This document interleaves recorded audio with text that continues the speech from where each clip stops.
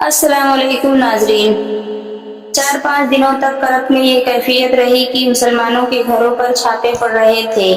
कई मुसलमान महज शक में गिरफ्तार कर लिए गए थे। बेगार कैंप के जिन कैदियों को इस वादे पर आग बुझाने के लिए ले गए थे कि उन्हें रिहा कर दिया जाएगा, रिहा नहीं किया गया था। सलेबियों ने मजालिम का एक नया दौर शुरू कर दिया था। उनका नुकसान मामूली नहीं था। वो जानते थे कि मुसलमानों के सिवा ये दलीराना तकरीबकारी और कोई नहीं कर सकता।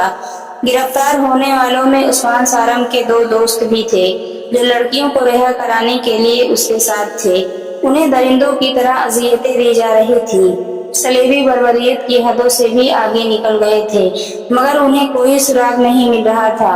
सिर्फ ये 2 कम उम्र लड़के थे जिनके सीनों में सुराग था, लेकिन उनकी जुबानें बंद थी। उनके जिस्मों में कुछ नहीं रहा था। चक्कर शकंजे में कस कस कर और झटके दे देकर उनके जोड़ अलग कर दिए गए थे, लेकिन लड़के खामोश थे।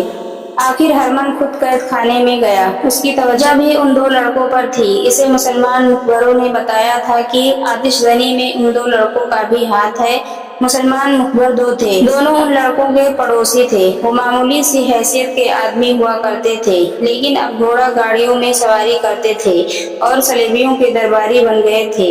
वो सलेबी हाकिमों को घरों में भी मदऊ करते थे और अपनी बेटियों के साथ बिठाते और फख्र करते थे। उनकी 2-2, 3-3 बीवियां थीं और वो शराब भी पीते थे। उन्होंने इन 2 लड़कों को आतिशजनी की रात कहीं मशकूक हालत में देखा था और उन्हें गिरफ्तार करा दिया।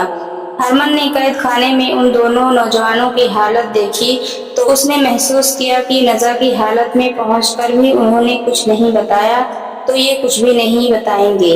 उनके जिस्म आदी हो चुके हैं। वो उन्हें अपने साथ ले गया, उन्हें बड़ा अच्छा खाना खिलाया, प्यार और शफकत से पेश आया। डॉक्टरों को बुलाकर उन्हें दवाई पिलाई और तशद्दुद के जख्मों और चोटों का इलाज कराया। फिर उन्हें सुला दिया। वो फौरन ही गहरी नींद सो गए। हरमन दोनों के दरमियान बैठ गया। कुछ देर बाद उनमें से एक नौजवान साफ अल्फाज में बड़बड़ाने लगा, मैं क्या जानूं, मेरा जिस्म काट दो, मुझे कुछ भी मालूम नहीं। अगर कुछ मालूम होगा तो कभी नहीं बताऊंगा। तुम गर्दन के साथ सलेब बांधते हो, मैंने कुरान की एक आयत बांधी हुई है। तुमने आग लगाई थी। हरमन ने कहा, तुमने सलेबियों की कमर तोड़ दी है। तुम बहादुर हो, मर गए तो शहीद कहलाओगे। अगर मर गया तो, नौजवान बड़बड़ाया, अगर मर गया तो जब तक जिस्म में जान है, इस जान में ईमान भी रहेगा। जान निकल जाएगी, ईमान नहीं निकलेगा। हरमन ने इसके सोए हुए जहन में अपने मतलब की बातें डालने की बहुत कोशिश की, लेकिन नौजवान के जहन ने कबूल ना की। इतने में दूसरा लड़का भी बड़बड़ाने लगा। हरमन ने उसकी तरफ तवज्जो दी। इसी तरह उसके जहन में भी बातें डाली जो उस नौजवान ने उगल दी। हरमन के साथ उसके 3-4 सरागर सा भी थे। उसने बहुत देर की कोशिश के बाद आह भरी और कहा, मजीद कोशिश बेकार है। उनकी जुबान से तुम कोई राज नहीं उगलवा सकोगे। ये बेगुनाह मालूम होते हैं, मगर मैं तुम्हें ये भी बता देना चाहता हूँ कि ये अपने अकीदे और जज्बे के पक्के हैं। मैंने उन्हें मुरगन खानों में इतनी ज्यादा हशीश खिलाई है, जितनी घोड़े को खिला दो तो वो भी बातें करने लगे, मगर उन पर कोई असर नहीं हुआ। उसका मतलब ये है कि उनका कौमी जज्बा, जिसे ये लोग ईमान कहते हैं, उनकी रूहों में उतरा हुआ है।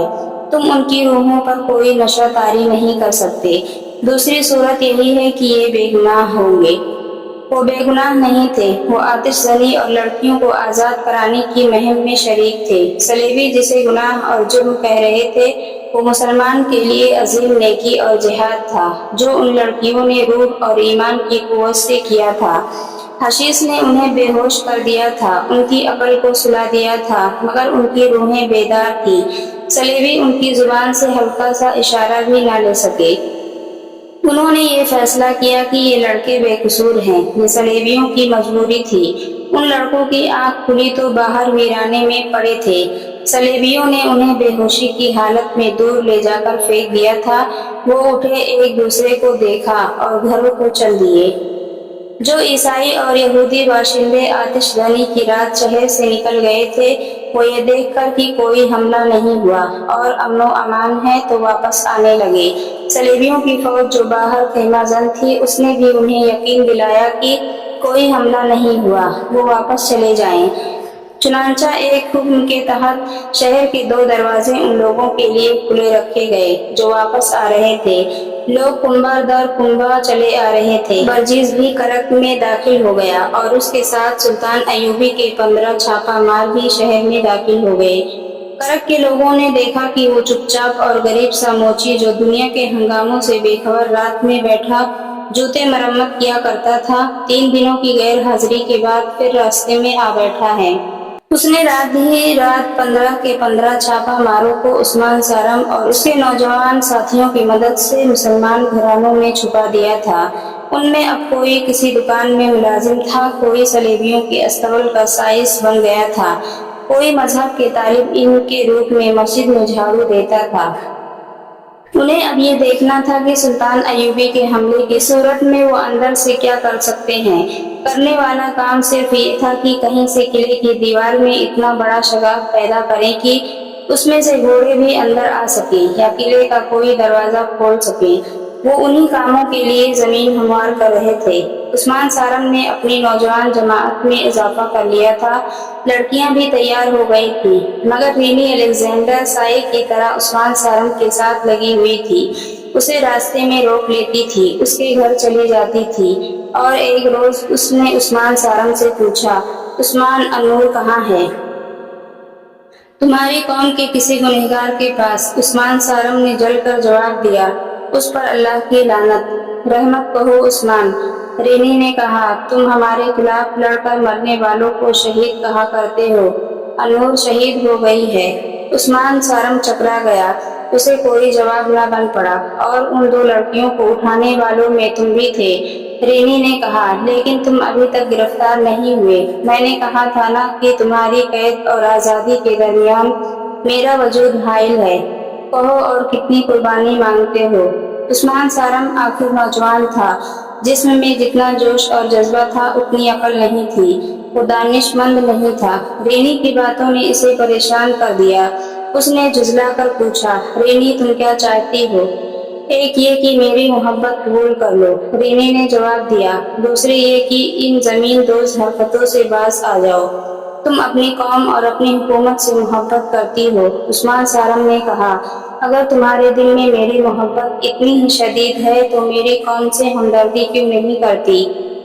مجھے نہ اپنی قوم سے محبت ہے اور نہ تمہاری قوم سے۔ رینی نے کہا، میں تمہیں خطرناک کارروائیوں سے صرف اس لیے روک رہی ہوں کہ تم مارے جاؤ گے، حاصل کچھ بھی نہ ہوگا۔ میں جذباتی نہیں، حقیقت کی بات کر رہی ہوں کہ سلطان ایوبی کرک فتح نہیں کر سکے گا۔ میں اپنے باپ کی بتائی ہوئی باتوں کے مطابق بات کر رہی ہوں۔ جنگ محاصرے کی نہیں ہوگی، باہر کرک سے دور ہوگی۔ ہمارے کمانڈر ایوبی کی چالیں سمجھ گئے ہیں، شوبک کی شکست سے انہوں نے سبق حاصل کر لیا ہے، اب کرک کے محاصرے کی نوبت ہی نہیں آئے گی۔ اگر تم لوگوں نے شہر کے اندر سے کوئی کارروائی کی تو اس کا نتیجہ یہی ہوگا کہ مارے جاؤ گے یا گرفتار ہو کر باقی عمر ناقابل برداشت اذیتوں میں گزارو گے۔ میں تمہیں صرف زندہ اور سلامت دیکھنا چاہتی ہوں۔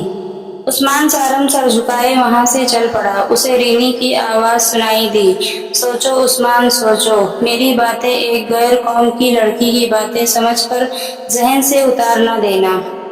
میں آپ سب کو ایک بار پھر بتا دیتا ہوں کہ یہ کرک ہے، شوبک نہیں۔ سلطان ایوبی نے اپنے کمانڈروں کو آخری ہدایات دیتے ہوئے کہا، صلیبی چوکنے اور بیدار ہیں۔ میری جاسوسی مجھے بتا رہی ہے کہ ہمیں ایک جنگ کرک سے باہر لڑنی پڑے گی۔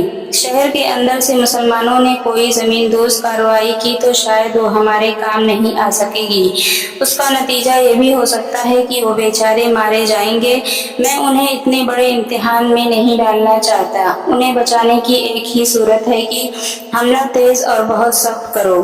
ایسے ہی چند اور ضروری احکامات کے بعد سلطان ایوبی نے اس فوج کو کوچ کا حکم دے دیا جسے کرک کا محاصرہ کرنا تھا۔ کوچ سورج غروب ہونے کے بعد کیا گیا، فاصلہ زیادہ نہیں تھا۔ صبح طلوع ہونے تک فوج करब के मजाफात में पहुंच गई, जहां से मुहासरे की तरतीब में आगे बढ़ी। इस फौज के सालार के लिए एक अजूबा था कि रास्ते में उसे सलेबियों का कोई एक दस्ता भी नजर न आया। उसे बताया गया था कि सलेबियों ने बाहर से भी फौज खेमा जन कर रखी है। उसे ऐसे रास्ते से भेजा गया था जिस तरफ सलेबियों की फौज नहीं थी। फिर भी मज़ाहमत जरूरी थी, जो बिल्कुल ही ना हुई। मुसलमानों की इस फौज ने किले का मुहासरा कर लिया। किले की दीवारों से तीरों की बारिश बरसने लगी। सुल्तान अयूबी की फौज ने उसके जवाब में कोई शदीद कार्रवाई न की।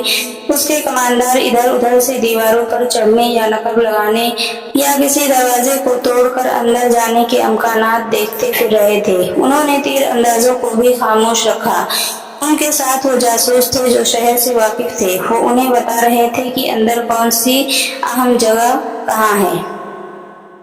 नाजरीन हजरात, वीडियो पसंद आए तो लाइक कर लें, चैनल को सब्सक्राइब कर लें और बेल आइकन दबाना ना भूलें ताकि आने वाली हर वीडियो आप तक पहुंच सके। शुक्रिया।